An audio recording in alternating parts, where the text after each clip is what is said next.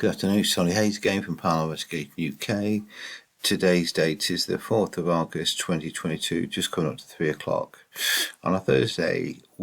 Today we're looking at Part B. Yesterday I looked at the first section. It's a 2-minute piece of audio sent in by Penny Wallace. We were able to get up to just about halfway through. The full audio is 2 minutes 8 seconds long. I stopped at 105 because there was 8 captures in total, and he had a voice there at 1 minute 6 seconds that I wasn't sure of, so I stopped the video.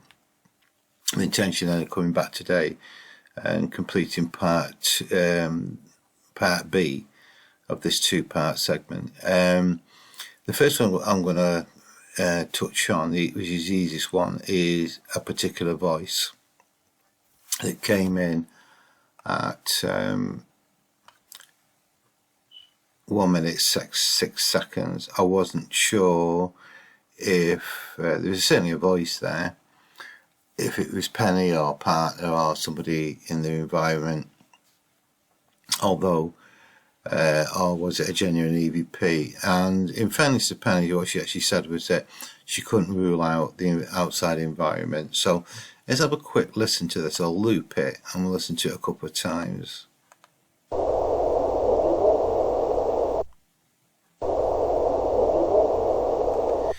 So it sounded like only one, that sort of sound.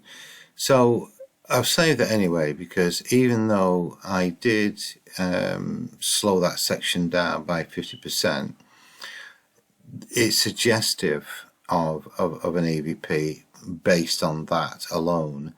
And it's certainly, I've had enough EVPs. And speaking to Terry Slingsby yesterday over at I'd listened to it, and we both felt that it did have the makeup of an EVP, but we have to take into account what Penny's saying. She cannot rule out somebody talking, human form talking. So we're going to say it's 90% EVP with an element of doubt with it, because we just simply can't rule out outside environment, and the best judge for that was Penny, obviously. So that's as far as that one. So we'll get rid of that. Now, what Penny also noted was the fact that she felt there was a bee involved somewhere, certainly on one of the segments. Now, we had a numerous bee sort of sounds. I thought it was microphone strike, although the frequency itself was quite unusual, around about average of say 7,000 hertz. So certain sounds we can certainly could exclude. So let's go through some of these again.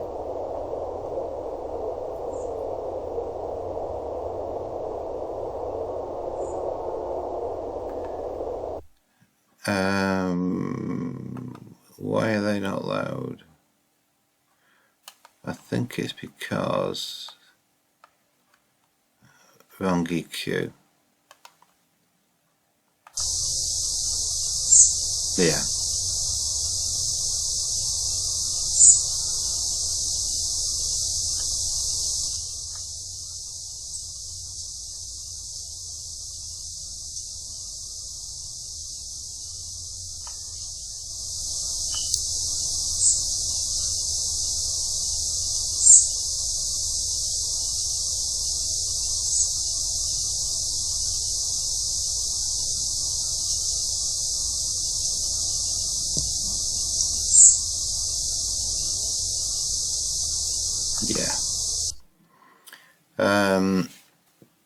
I'm actually going to pick on this one here.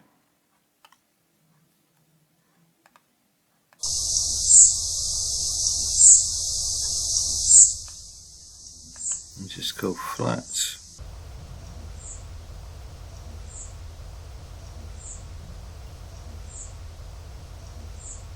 That's with no volume at all. We've got this spike which is covering between 7,000 and about, it's actually a bit earlier than that, isn't it? It's about 6,000 to 8,000 hertz, average of say 7,000 hertz. That's with no EQ at all. You just set all EQs off, no amplification whatsoever. It's a straight raw file. Now, what Penny suggested that there was a B about. So, what we're now going to do, this will be of interest to people, is when you analyse this type of audio, you're finding a sound and you need to find out exactly what it was. We were dealing with an unusual frequency of 7,000 hertz, so we can rule certain things out, such as voices and stuff. I just didn't know what it was. Was it microphone strike? I wasn't completely convinced of that neither. And the advantage I have with speaking to Terry and Penny was that Penny was to be able to come back and say, there was a bee knocking about.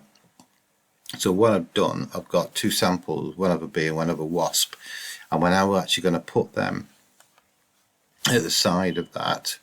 And we're going to compare frequency-wise if this is a possibility. It's never an exact science, because obviously if we look at the picture, the microphone's inserted into this tube. If it just passes, often you get with bees and wasps, the sound is when it's passing rather than being stationary.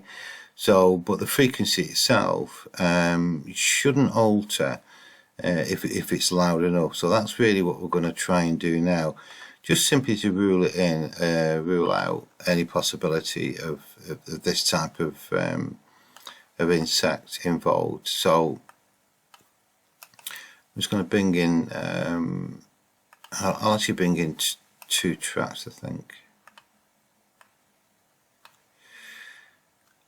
And the first one I need to sort out. Let's insert it there.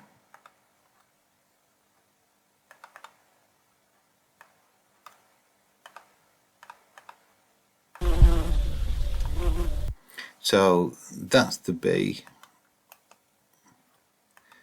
and I'm going to do the same with the wasp. They sound similar, but I just want to be absolutely certain that we are not dealing with a wasp bee. The reason why I got both samples together, they are quite loud. So what I'm actually going to do initially is to mute the bee and the wasp, and just really get an idea of volume, then match the two with it. So it's jumping at around about -48. Okay.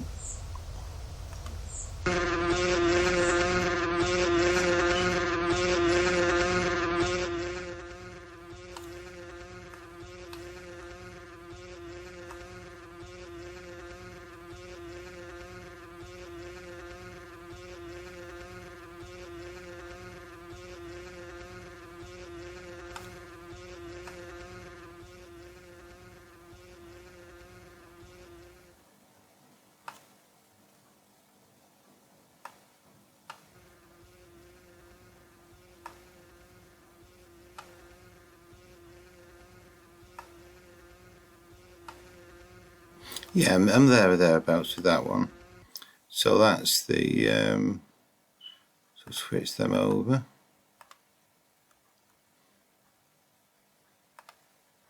And we now look at the B.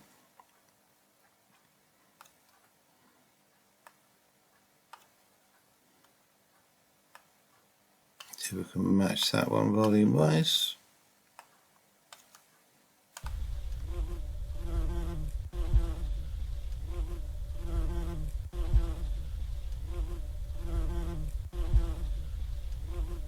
About right there.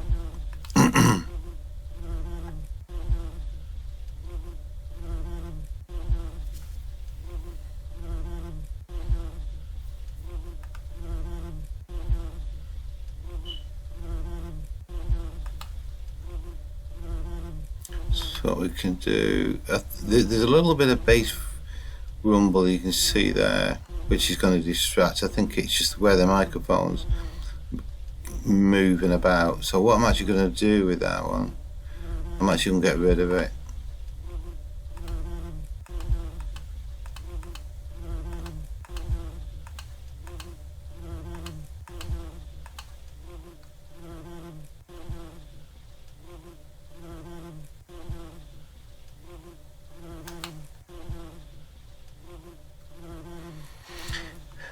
Okay, and what I'm actually doing now is doing an average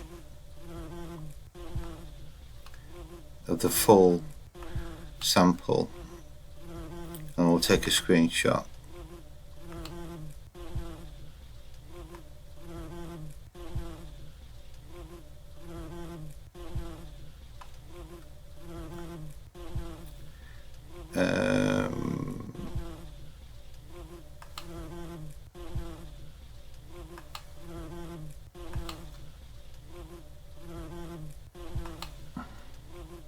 Let's put here, this is the B.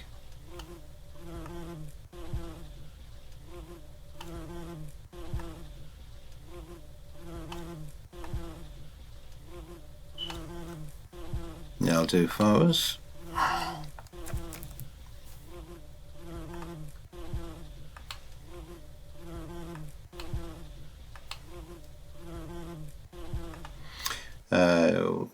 Substitute that and now go to the wasp.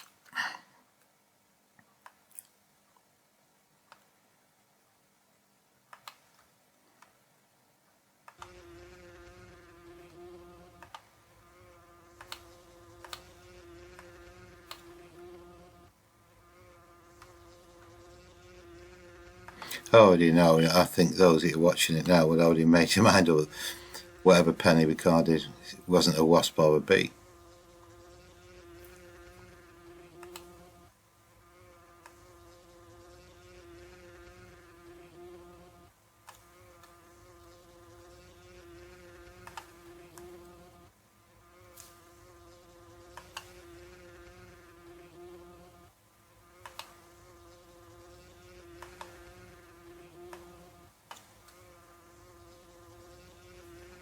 Get rid of that a second.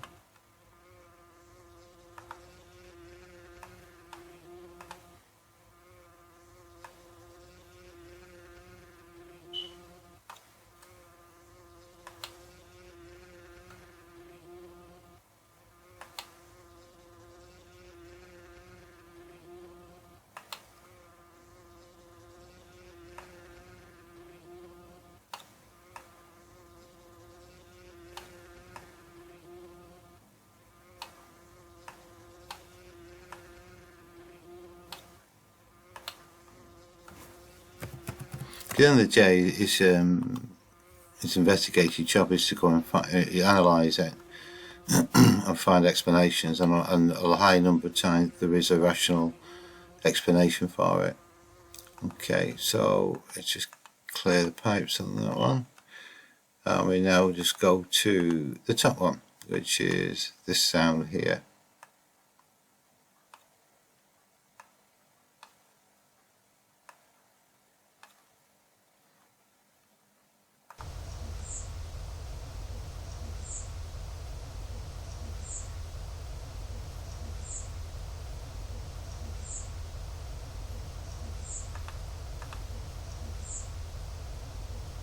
That's the sound there. There's quite a little bit of background feedback that's lifted out, maybe because it is outside, but that is the area that we're interested in.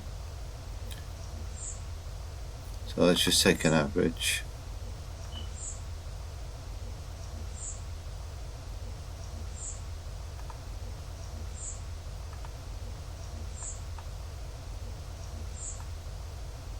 I'll call this one capture.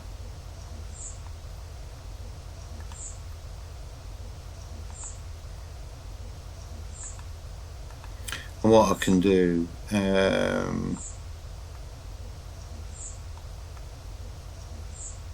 is I feed this back into Penny and Terry so they can see themselves there. That's the area there. That's the original.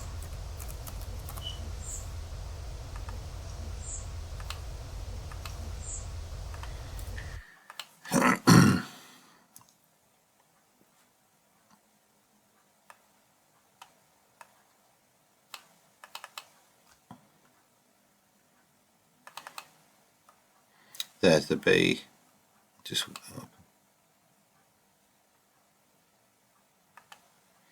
that's the original capture. And the wasp there. They're roughly similar sort of frequency, but whatever Penny, it's not a bee or wasp, that I can rule that out. So I can get rid of those two tracks now. I thought I'd do this live. I could have done this without having to record it, but I thought it's quite useful to anybody that's interested in audio analysis, particularly when you're looking for EVPs, that you would find some use. The beauty about the internet, you can find any sound that you want to, which is what we've just done. So we've been able to disprove the possibility of a being responsible for that particular sound. So right, so it's back to where we left off yesterday. Just turn the volume up a touch and let's go again. See what else we can discover.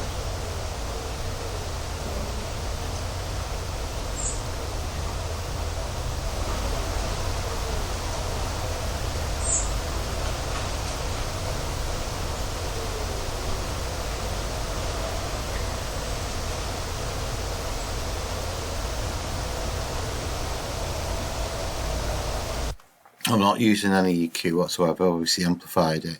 There's quite a lot of background noise, which is difficult to understand given a reason for this. I've done a number of Penny's recordings and I've not encountered that amount of noise before. But Terry's audio also had a considerable amount of noise in there. But you can see even just how much noise is running across it. That's unusual.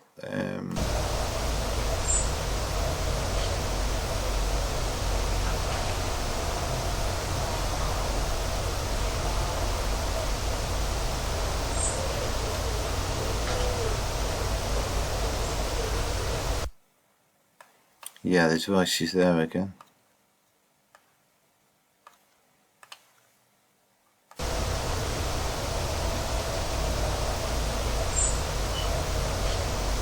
There, a sudden peak in frequency.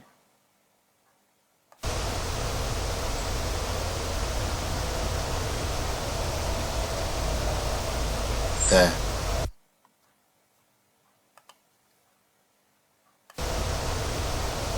Keep your eye on that. There. It's got to be that sound there. So what is it? Take it down. What I've done now, just taking that section. I'm pretty confident it's that big blip there that sound's coming from. So what I've done, I've just turned the volume back down to normal, and we'll have a little play now. There it is.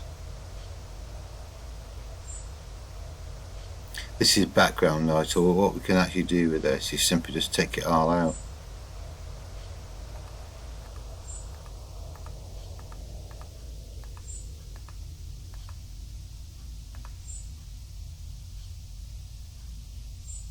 It's the same frequency as the early ones.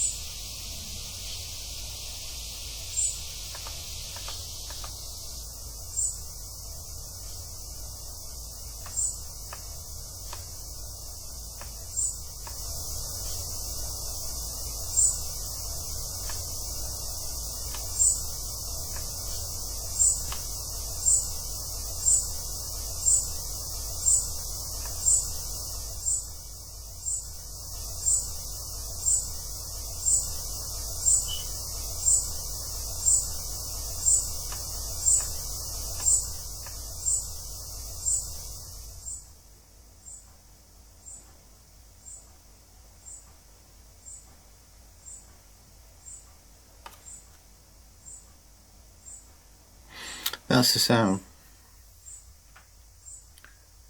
But I bet you can't hear it.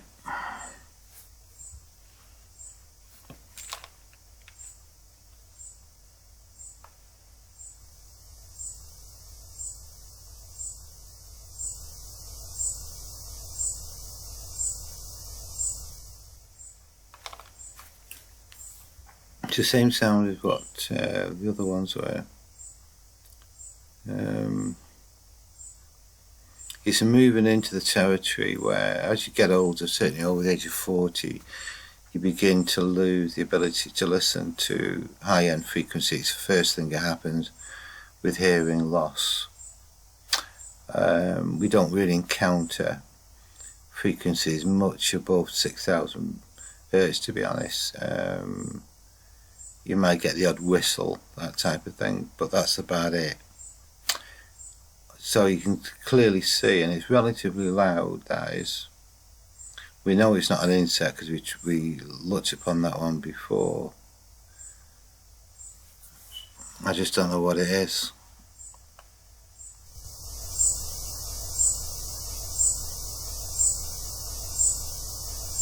Need to be like a tappy sound. Right, okay, so what I'll do that, I'll mark that up as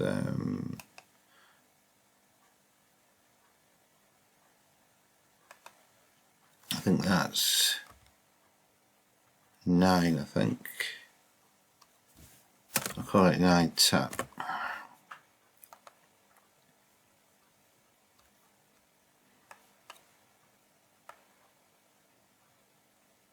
Yeah, that's number 8, 6, 7, 8.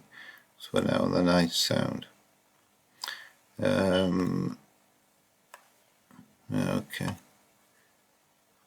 Okay, go back to flat. Turn up a touch and we do the same again. So up to now, in a minute and a half, we've had something like 7 blips of sound, tap sounds, which I do not know what is.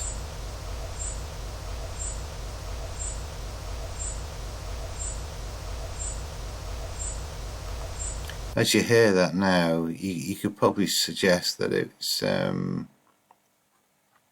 it sounds like the start of a voice, but it's not. The frequency is miles away. Okay, let's take the loop off. Let's go for the rest of it.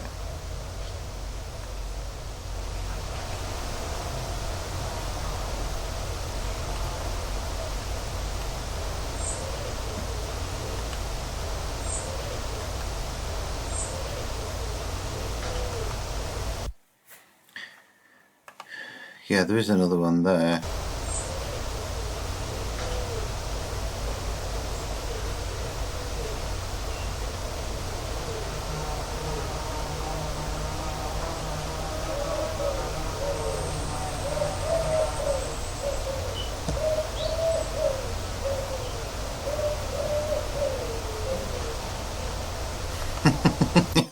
I haven't a clue what that is.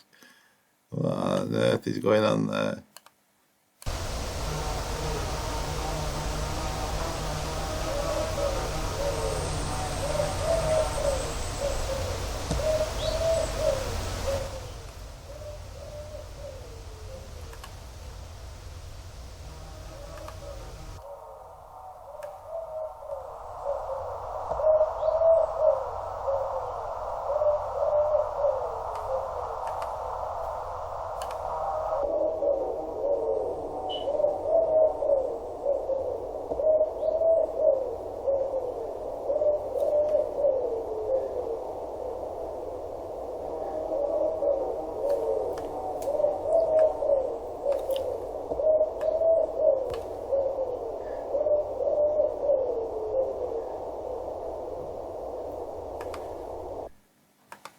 I haven't the foggiest idea what that is.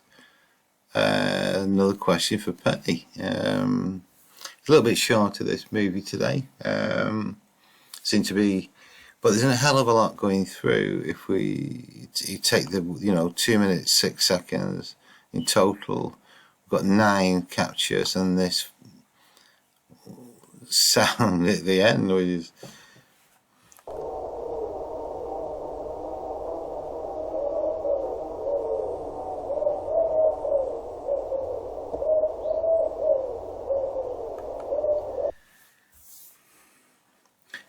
right. Okay, what I'm actually going to do with this, I'll do it off.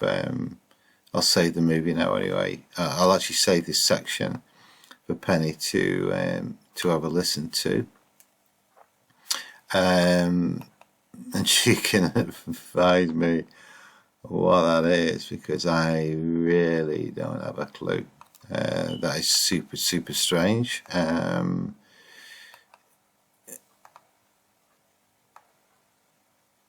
Yeah, let's get rid of that bit there. Okay, and what I'll do, I'll just paste in the that section there for Penny to listen to.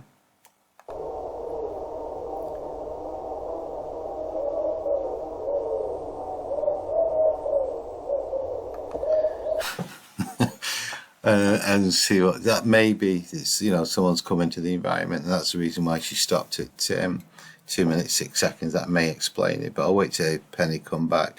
So as far as the experiment's concerned, the idea behind this is simply use a spiritual device, a containment system, in this case a plastic spiritual trumpet, which Terry used, and in case of Penny, she used a cardboard, made her own, no problem, and some weird stuff came on there as well.